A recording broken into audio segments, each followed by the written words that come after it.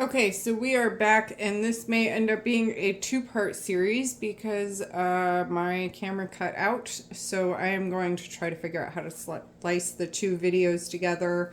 But if I can't figure it out, there will be a part one and a part two. You can see this one, we have stirred it. It is completely out of gel phase. It is in the applesauce phase. This one here is beginning to bubble again, more so. We've got about 7 minutes left on that timer, but the way that this is looking kind of drier on the top here, I'm going to go ahead and stir this now. And just to kind of make sure that, we don't dry out too bad. We've got a long cook process ahead of us, so we want to make sure that everything is staying nice and moist and even all the way around. So when you're stirring, kind of scrape your edges as best you can. A nice sturdy spatula. I don't recommend the wood handles because they do wear out very quickly from the caustic lye. So I don't recommend the wood handles, but it's what I had when I started. And so this is what I'm using right at the moment.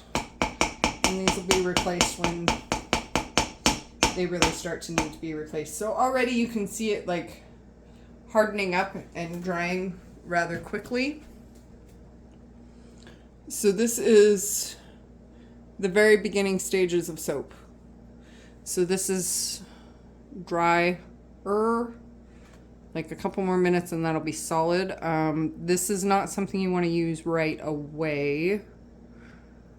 It's still a little, the pH balance is still a little off for that. So we're going to cover this. Let this cook for another 20 minutes. We're going to go through the different phases. We're looking for the mashed potato phase. When we hit the mashed potato phase, we'll be done. Now this one over here, I'm going to go ahead and let the 5-minute timer run out on this one because this one is a little bit further behind and it's not quite ready to be stirred yet. So I've stirred the other two and I will bring you back. Okay, we are back for the next stage of stirring here. Our 20-minute timer has gone off again. We are getting pretty close. Whoa, sorry about that. Just hit my head on all of my pots and pans. We are getting pretty close. We're about halfway between applesauce and mashed potatoes. We want this to end up looking like a waxy mashed potato. We're not quite there yet. That's looking really good. So we're going to put the lid back on that. Let's give this one a stir. Scrape everything down.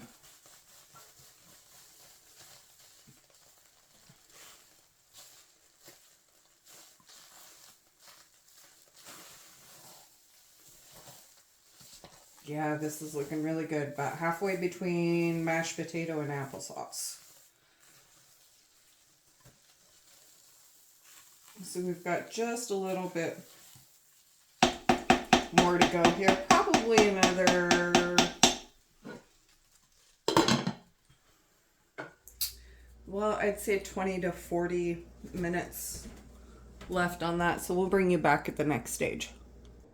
All right, so I'm going to go ahead and bring you back. I think we are getting to a point where we can go ahead and stir this. There's about 2 minutes left on my timer, but it's looking pretty close to done here. So let's give this a stir. We'll shut that timer, pause that timer, so that we don't have the annoying beep going off. And let's take a look and see what this looks like. Ooh, that's hot. Okay, so it is not caustic at this point, but it is very hot at this point. And you can, oh, see, and here we go. We are at mashed potato. Look at that. So you see how it kind of looks like waxy potatoes? That's what you're looking for. That is exactly what you're looking for. A nice glossy, waxy mashed potato look. So we are just about done with our cook here. And there's one more thing we're going to do to really find out for sure. Well, there's a few ways to tell if you're done. You can do the ball test, where you take just a little smidge of your soap batter, and be careful because this is extremely hot and it will burn the crap out of you. We're going to drop that on a cool surface. Give it just a couple of seconds here and see. Whoo, that's hot. That's very, very hot. This is why I don't do this method, is because it is super hot. Super hot. But you can see how it's solidifying and balling up on the fingers really well as soon as it cools.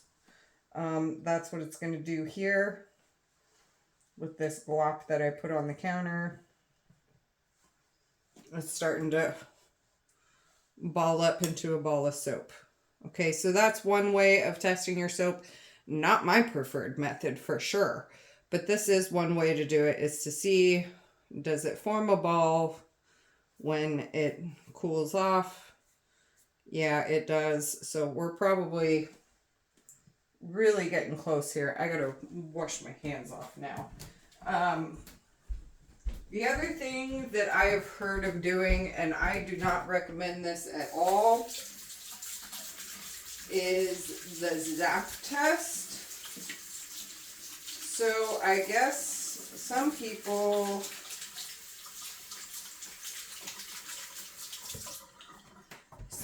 take that little soap ball that they just did and stick it to their tongue. And if it zaps them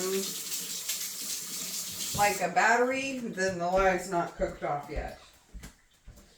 If it tastes like soap, then it's supposed to be done. Now, I am never going to put soap in my mouth voluntarily, so that's not a method that I've ever used, nor do I recommend putting soap in your mouth voluntarily. Because if it is caustic still, and the lie is still working off, well, now you just burnt a hole in your tongue with lye. That's, not my idea of a great, brilliant time. So I don't do that method either. So I don't do the ball method because it's really, really hot. I don't do the zap method because, come on, gross. So what I do is test the pH.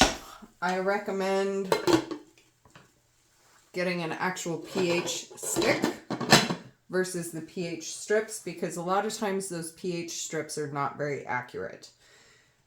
And your soap will be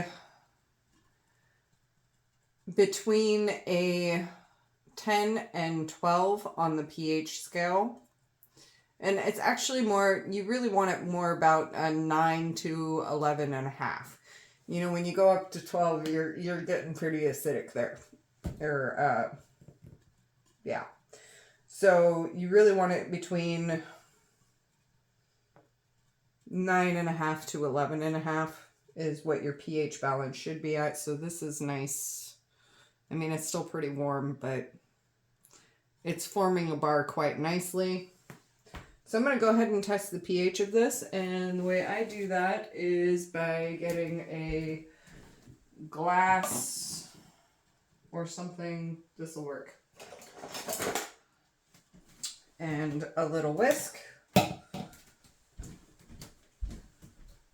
And my tester. A pH tester is pretty cheap. You can find them all over the place on Amazon.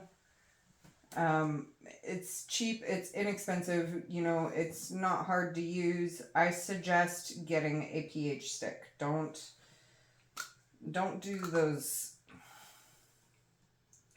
silly zap methods or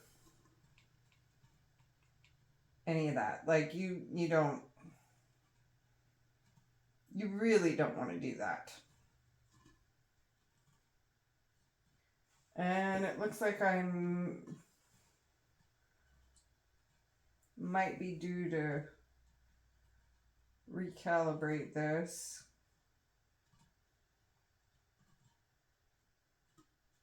Let's see here.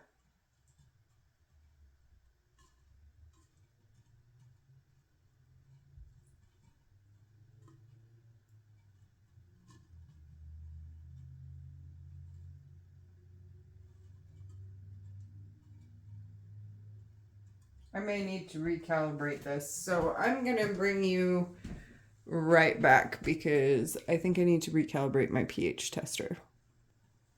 Okay, so we're good. We're all ready to go with this. So what I'm going to do is I am going to take, again, some,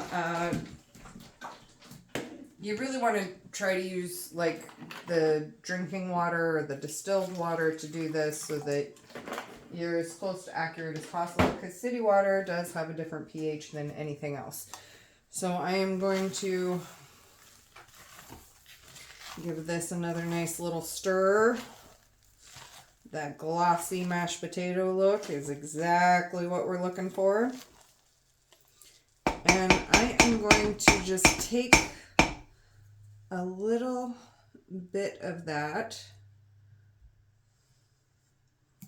and drop it into that water and dissolve it.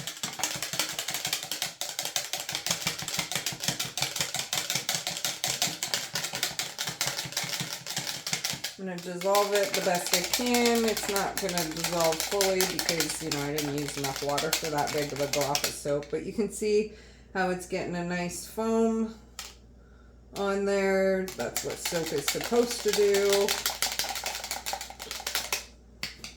So let's take a look and see.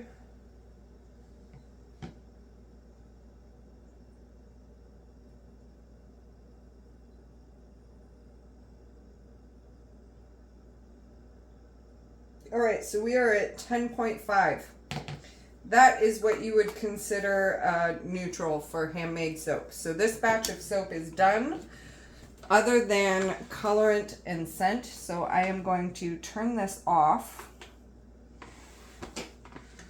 and let that cool. Because I use natural essential oils, I do not want this any hotter than 128 degrees. If it is 128 degrees or more when you put your essential oils in, chances are a lot of the oils are going to flash off and you're going to lose a lot of the benefits and a lot of the scent from them.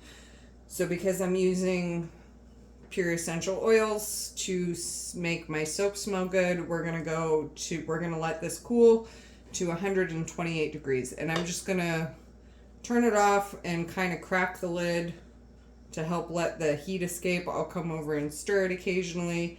I don't really want it to get any colder than 128 because then it gets hard to mold. So we're gonna go at 128. Let it cool off, and we'll bring you back when it's time to put in our add-ins. That's also the time that you want to put in any like colorants or exfoliants or herbs of any kind. That's when we'll do that as well. So 128 degrees and we'll see you back. Okay, so very quickly, I did forget to mention, even though this one is ready, does not mean that the other two are at the pH that I want. So while one is ready, again, not all soaps not all oils saponify at the same rate. That's why we check every recipe and every kind of oil and make sure we use accurate measurements to test. And the other thing is that not all crock pots are created equal. You could get 5 of the exact same crock pot and you're going to have differences in time.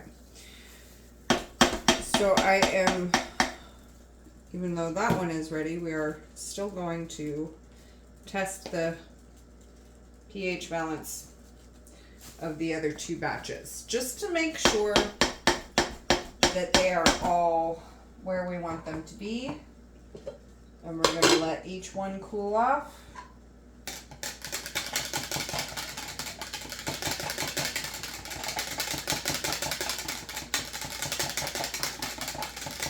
And I will get that done and let these cool, and we'll bring you back.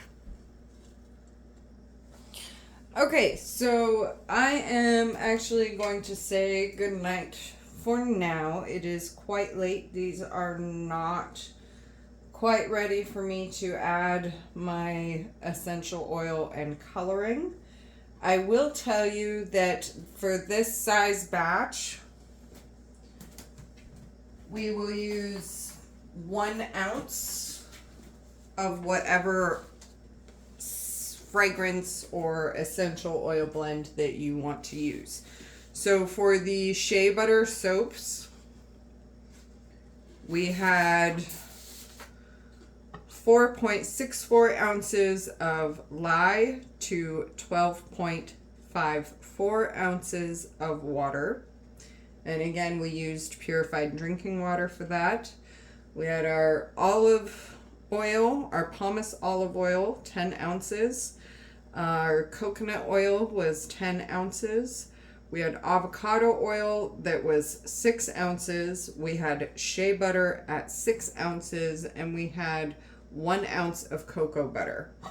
We cooked this through the gel and applesauce phases till we reach mashed potato. The pH of this one is 10.3 and this one is 10.2, and this other one back here is 10.1. So they are all ready to go. We are waiting for the cool down. When these reach 130 degrees, and preferably 128. 128 degrees is when I'm going to add in 1 ounce of my essential oil blend along with my coloring. And at that point, I will put these into my molds, into my loaf molds that I have cleaned and sprayed with 90% isopropyl alcohol for sanitization. Let the alcohol evaporate out of these, and I can put the soap in there. I will slam it down on the counter just a few times to make sure all the air bubbles are out of there, and I will let it sit overnight, and we'll bring you back in the morning when it is time to cut them. So I am not going to share with you the blends that I use for the essential oils, because I really encourage people to come up with their own scents. There's quite a few in that book, the Everything Soap Making book. There's quite a few scents that are in there that are good beginner soaps. And then if you get the Encyclopedia of Essential Oils, that'll give you a good idea on what direction to go for essential oil blends. They do make fragrance oils. I'm fairly sensitive to a lot of fragrance oils because I'm trying to go all natural. I'm trying to use the essential oils for the health benefits. So I'm staying away from the fragrance oils. I'm very sensitive to them, and there's a lot of allergies in the family to them, so I don't tend to use those. But the essential oils, I come up with my own blends, and it's 1 ounce for this size of batch. This is a total of 33 ounces of oil and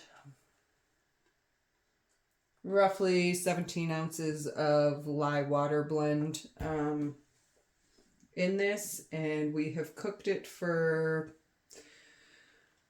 it's been about 3.5 hours. Yeah, roughly around 3.5 hours for this entire process to get to this point. And I still have probably probably half an hour, 45 minutes to cool down. I'll put in the oils, and as soon as those oils and colorings are mixed in, they go straight into the molds and they'll sit overnight. And we'll cut in the morning and let them dry. The beauty of hot process soap is you can use it immediately. The longer you let it set, the harder it'll get. So I let mine set for about 3 to 4 weeks before using it for the first time. And that also just makes sure that it's a really solid, stable bar, and that you're not going to get any seepage or discoloring or anything like that out of there if you're looking to sell them. So I recommend, letting it set for at least 4 weeks before using it for the first time. I apologize, I just kicked the tripod. You probably got a little dizzy there. But you don't have to. That's the beauty of the hot process soap. Hot process soap is already cooked thoroughly and cured thoroughly. The heat is the process of that. So you don't have to let it sit, but it will last you longer if you do let it sit. So we'll talk about that more in the morning when I do part 3 to this video, which will be the cutting stage, and we'll get to see what our beautiful soap came out looking like, and hopefully I can figure out how to put all 3 of these videos together, or you're gonna have to watch part 1, 2, and 3 to see what's going on. So here's hoping. All right, guys, I hope you all are having a great night, and I will see you in the morning when it's time to cut.